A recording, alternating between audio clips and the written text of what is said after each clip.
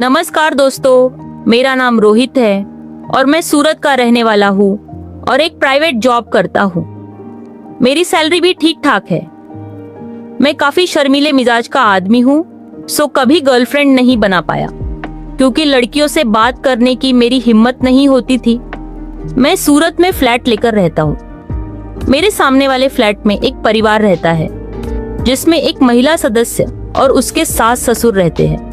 महिला का नाम सरला है और उसके पति दुबई के किसी अच्छी कंपनी में जॉब करते हैं और उसका यहाँ आना साल 2 साल में एकाध ही बार हो पाता है। सरला भाभी की शादी हुए लगभग साल भर हो रहा था और पड़ोसी होने के नाते उनके घर पे मेरा आना जाना भी होता था, लेकिन क्योंकि मैं शर्मीला था तो उनसे कभी इधर उधर की बातें नहीं करता था। एक दिन सुबह भाभी जान ने मेरे दरवाजे पे दस्तक दी। मैंने दरवाजा खोला तो कहने लगी कि मेरे घर पे चीनी खत्म हो गई है, थोड़ी चीनी दे दो। मैं उनको देखने में इतना लीन हो गया था कि पहली बार मैं उनकी बात को ठीक से सुन ही नहीं पाया। मैंने कहा, भाभी अभी नींद से उठा हूँ तो दिमाग काम नहीं कर रहा। फिर मैं उनको वहीं हॉल में छोड़कर किचन में चीनी लाने चला गया। मैंने अपना मोबाइल हॉल में रखा था तो भाभी ने जैसे ही खोला देखती रह गई। उन्होंने मुझे देखते ही पूछा, ये क्या है रोहित? मैं एकदम से सकपका गया। उन्होंने बिना किसी भाव को प्रदर्शित किए हुए कहा, मैं तो तुम्हें बहुत शरीफ समझती थी। फिर वो बोली, कोई बात नहीं, आज के जमाने में ये कॉमन है। मैं चुप रहा तो भाभी बोली, अच्छा लाओ चीनी दो, अब बहुत देर हो गई।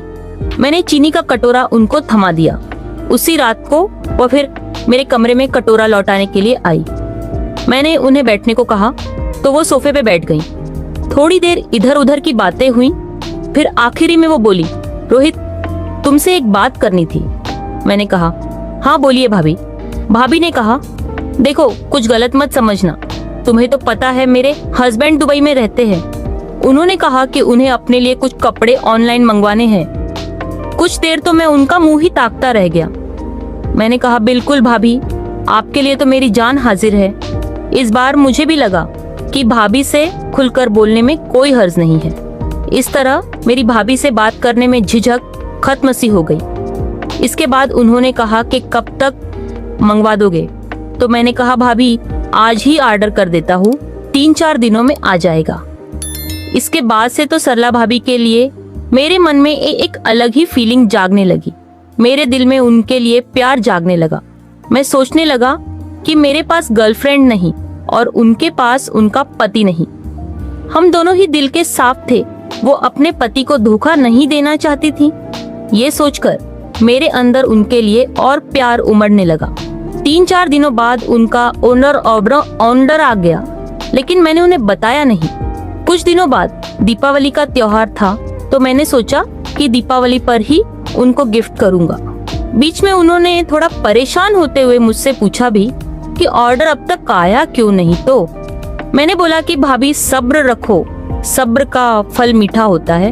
तो मीठे से जैसे उन्हें कुछ याद आया और कहा कि परसों दीपावली है तो तुम्हारा परसों का खाना हमारे घर पे ही होगा। मैंने सहमति में सर हिला दिया। आंटी से भी मेरी अच्छी जान पहचान थी, क्योंकि उनको कुछ भी काम होता था या बाहर से कुछ लाना होता था तो मैं ही वो सारे काम करता था। दीपावली के दिन अंकल आंटी को शुभकामनाएं दी। मैंने उनकी खैरियत पूछी और वहीं हॉल में हम लोग टीवी देखते हुए बातें करने लगे। भाभी ने बड़े प्यार से खाना खिलाया। फिर रात में मैं डिनर करने नहीं गया। मुझे पता था भाभी जी बुलाने जरूर आएंगी। रात में उन्होंने बेल बजाई। मैंने जाके दरवाजा खोला और उन्हें अंदर ले आया। मैंने उनका पैकेट उनके हाथों में थमाते हुए कहा, भाभी ये रही आपकी दीपावली की गिफ्ट। वो चौंक गई। उन्होंने पूछा, ये क्या है? मैंने कहा, खोल के देख लीजिए।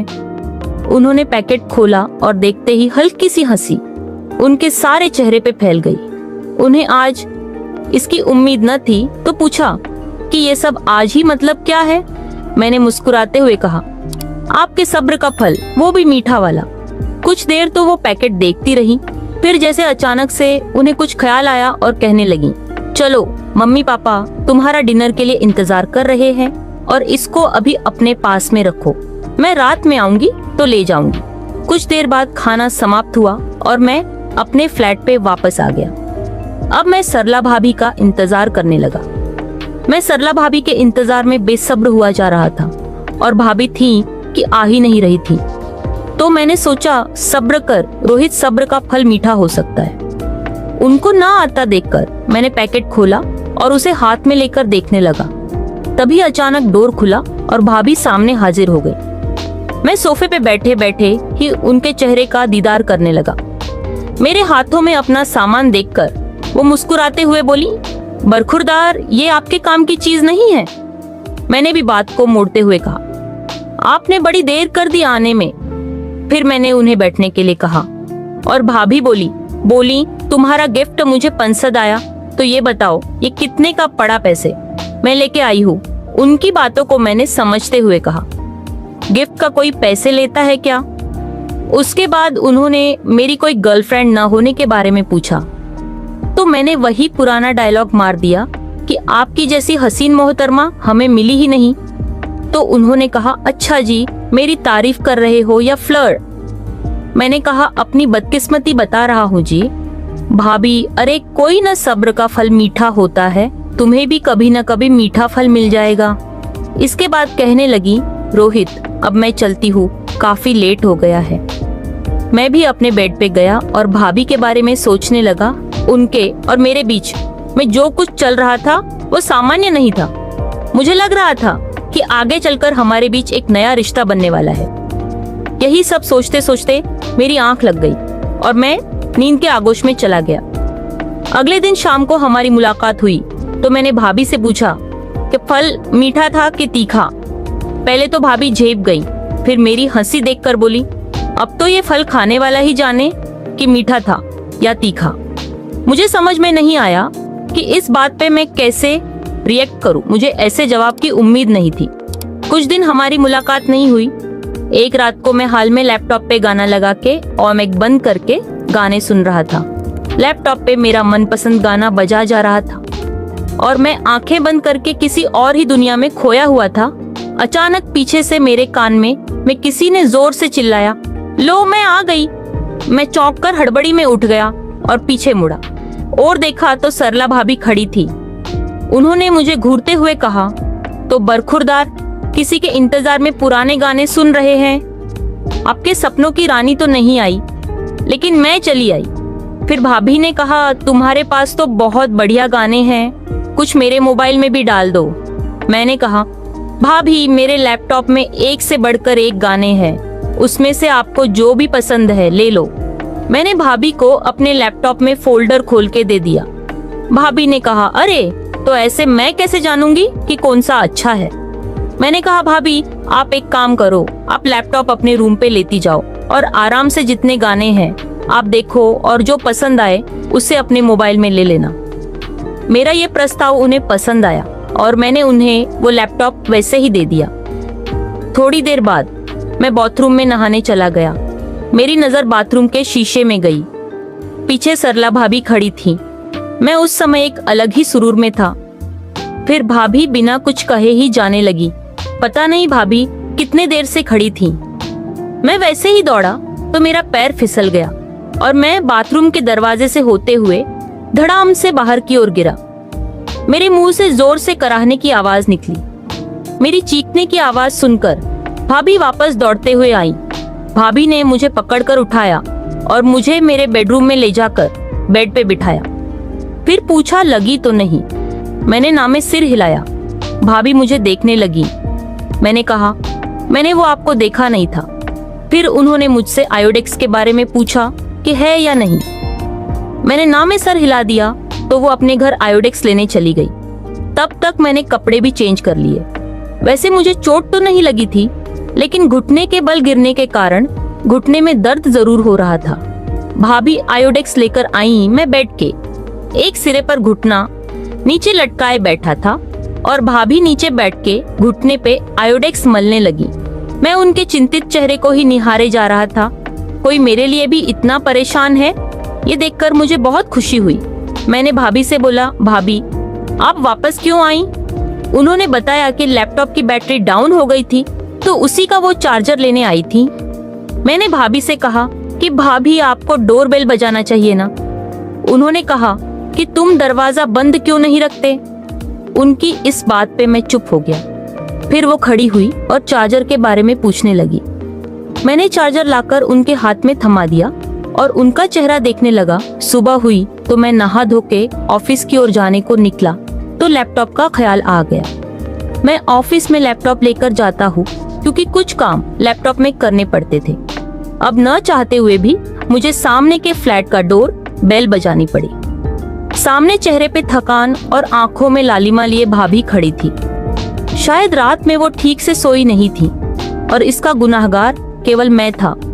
मैंने तुरंत कहा कि वो ऑफिस में लैपटॉप की जरूरत पड़ेगी। अगर आपको जरूरत ना हो तो लैपटॉप। सामने हॉल में अंकल आंटी बैठे चाय पी रहे थे तो मुझे देखते ही अंकल बोले, अरे रोहित बेटा, बाहर क्यों खड़े हो, अंदर आओ।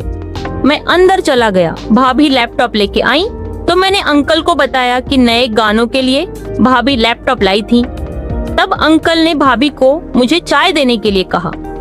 चाय खत्म होने के बाद अंकल ने मुझे शाम को आते समय आम लाने को कह दिया।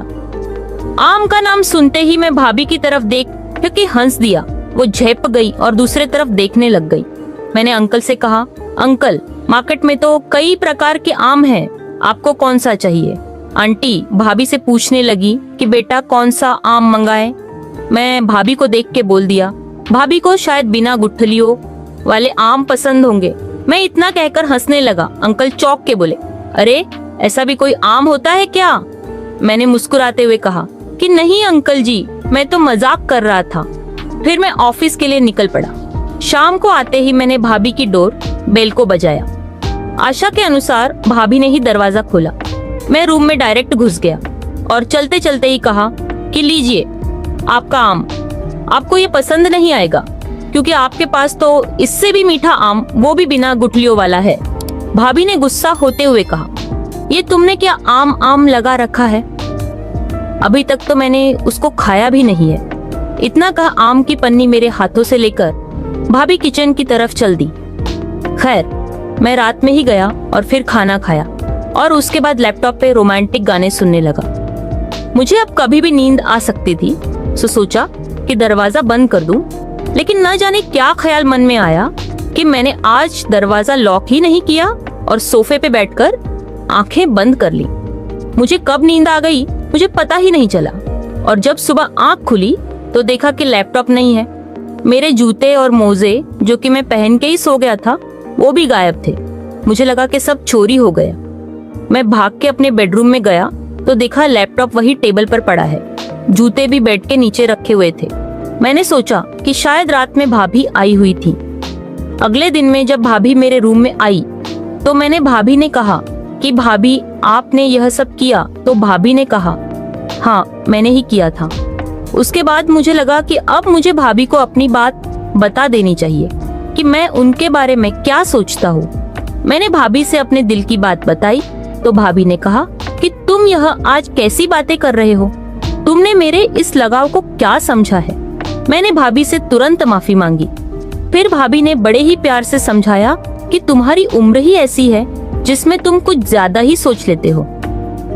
उन्होंने मेरी तरफ देखते हुए कहा, पता है एक औरत की ख्वाहिश क्या होती है? उसकी सबसे बड़ी इच्छा होती है कि इस दुनिया में एक इंसान ऐसा हो जो उसकी भावनाओं को समझे, उसकी कद्र करे और सबसे बड़ी बात, उसे बिना किसी स्वार्थ के निभाए। मेरे समझ में आ गया कि मैंने जिस रिश्ते को किसी और दिशा में ले जाना चाहता था वह सही मायनों में कभी भी संभव नहीं हो सकता, खासकर जब कोई तुम पर आंखें बंद करके भरोसा करता है। उसके बाद मेरा और सरला भाभी का एक दोस्त का रिश्ता बन गया था।